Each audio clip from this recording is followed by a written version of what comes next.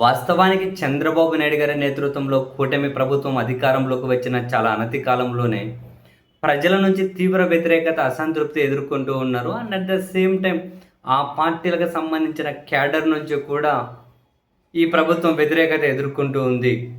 ఇంకా అధికారం చాలా దూరం ఉంది కాబట్టి ఇప్పటికిప్పుడు నాయకులు అనబడే వాళ్ళు బహిరంగ అసంతృప్తి వ్యక్తం చేయరు. ఇప్పుడిప్పుడు వాళ్ళు బయటపడే పరిస్థితి ఉండదు. బట్ రాబోయే రోజుల్లో వాళ్ళ అసంతృప్తి అయితే ఖచ్చితంగా పెరుగుతుంది.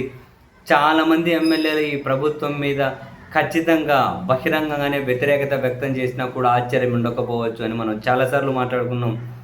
అండ్ జగన్మోహన్ రెడ్డి గారు నెక్స్ట్ పాదయాత్ర మొదలుపెట్టే టైంకైనా మొదలుపెట్టిన తర్వాత ఆయన కూటమి పార్టీలో ఉన్న చాలామంది నేతలే వ్యతిరేక స్వరాలు వినిపించవచ్చు కూడా. అండ్ నిజం చెప్పాలి అంటే ఈ స్థానిక సంస్థల ఎన్నికలు, ఈ ఎన్నికల దగ్గర నుంచే ఎన్నికలు మొదలైన దగ్గర నుంచి నో డౌట్ కూటమి పార్టీలకు సంబంధించి కింది స్థాయి క్యాడర్ నాయకత్వం ఎవరైతే ఉంటారో వాళ్ళలో అసంతృప్తి కట్టలు తెంచుకుంటుంది. వీళ్ళకి ఇవ్వలేదని, వాళ్ళకి ఇవ్వలేదని చాలా రకరకాల కారణాలు. ఈ స్టేజ్లో క్షేత్రస్థాయిలో అసంతృప్తి, నెక్స్ట్ ఆ తర్వాత స్టేజ్లో నాయకుల స్థాయిలో అసంతృప్తి. ఇదైతే తప్పకపోవచ్చు.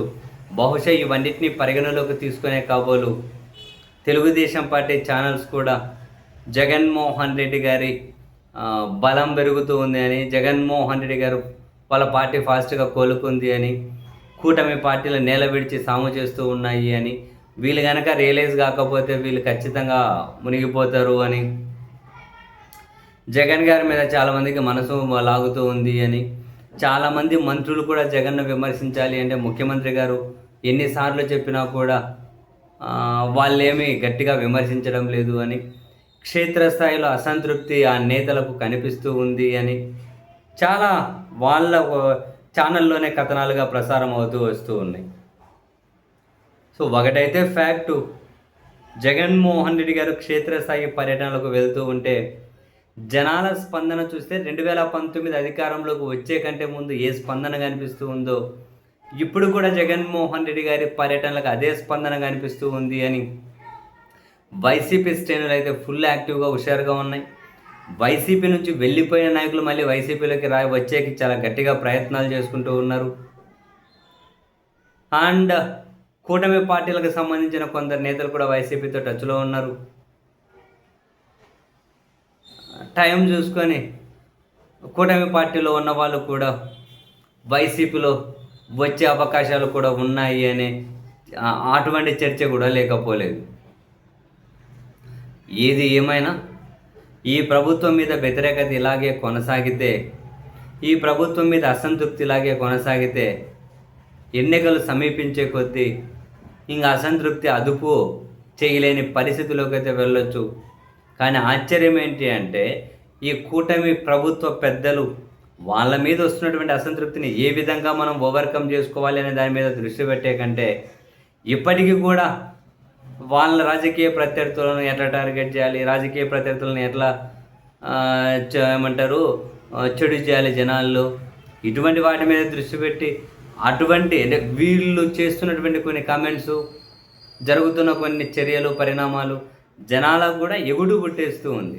సో తప్పు మీద తప్పు చేసుకుంటూ వీళ్ళ మీద ఉన్నటువంటి అసంతృప్తి అటు ప్రజలకు, వీళ్ళ పార్టీ క్యాడర్కు కూడా వీళ్ళే అసంతృప్తిని పెంచుకుంటూ పోతున్నారు. వీళ్ళే వ్యతిరేకతను దగ్గరుండి కొని తెచ్చుకుంటారు అంటారు చూశారు, అదే పనే జరుగుతూ ఉంది. రాబోయే రోజుల్లో ఖచ్చితంగా మరింత పెద్దగా బ్లాస్ట్ అయ్యే పరిస్థితి అయితే క్లియర్.